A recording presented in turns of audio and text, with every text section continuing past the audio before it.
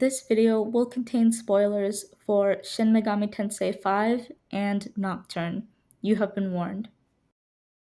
Shin Megami Tensei 5 is not just a good game, it's fantastic. What, were you expecting me to say it wasn't? It sold over 800,000 copies and has been widely praised for its quality of life tweaks and gameplay. Some fans have even called it the best in the mainline series. But SMT5 is also a game that proudly says it doesn't care about story and it leaves its players to fill in the blanks. That wouldn't be so much of a problem if there were actually a story to work with. What was given to us was pitiful and not on par with the previous games in the series. I'm not even comparing it to Persona, guys. The writing was just that bad. So the story goes like this. We find out that gods of different religions once took turns ruling the world using the Empyrean throne. In order to do that, they needed to become Nahobino, fusions of life and knowledge. We never really find out what life and knowledge are, even though they're central to the story. After defeating Baal, the god of law separated all other gods from their knowledge in order to prevent them from ascending the throne and defeating him. What this really meant was that all other gods became diabolized, or demons, and humans became the holders or inheritors of knowledge. Then, oops, 20 years ago, somehow Lucifer ended up defeating God. To everyone who finished Nocturne, it should be obvious why, but that's exactly the problem. Shin Megami Tensei 5 tries to have its cake and eat it too. It attempts to make up for its extreme lack of exposition and world building through its conspicuous ties with Nocturne. Dot is obviously the Vortex world. There are buildings in the sky and even dark spheres that resemble a dead Kagatsuchi. Magatsuhi is brought back, and so is the Amala terminal, but only once. Koshimizu even says straight up that the conception destroyed Tokyo, and the Proto-Fiend fusing with the main character to become a Nahobino could not make the Nocturne connection any more transparent. The first big problem with making SMT5 a sequel of sorts for Nocturne is that anyone who did not play Nocturne would be extremely confused.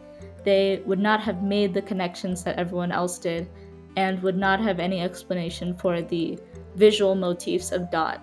The same goes for the Kabbalistic motifs, which originated in SMT2 and continued in Nocturne with the inclusion of the candelabra or the menorah. The second problem with making this game a sequel is that the writing does not agree with the continuity, but this is never addressed. Nocturne clearly states that all the souls in the world were sacrificed during the conception, not just everyone in Tokyo. Retconning the conception to be a localized phenomenon takes away from the emotional impact of Nocturne and only serves as a justification to limit SMT5's game area to Tokyo when they didn't really need a lore explanation. It's a given that every mainline Shin Megami Tensei game will take place in Tokyo. Atlus seems to be unable to write sequels without bastardizing their source material, which is a behavior that over time will limit the creative potential of the mainline series. That brings us to the third problem, missed potential. There is so much missed potential in the story of this game, it's crazy, and it feels almost deliberate. The alignment representatives all feel like cardboard cutouts. In Nocturne, everyone besides maybe Hikawa has a character arc.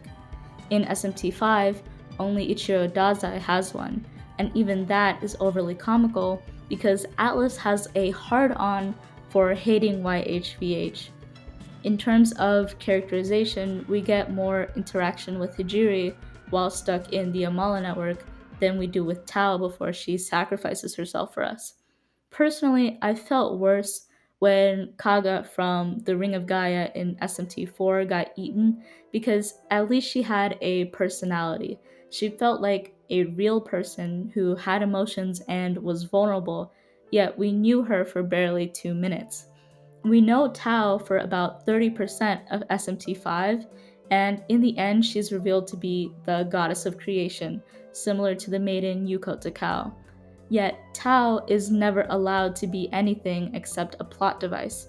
So, when she died, and even when she reincarnated, I felt more disappointed than anything.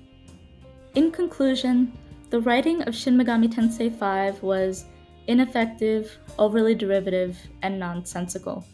In most reviews of this game, the reviewer will say something like, "The Shin Megami Tensei series is not known for complex plotlines.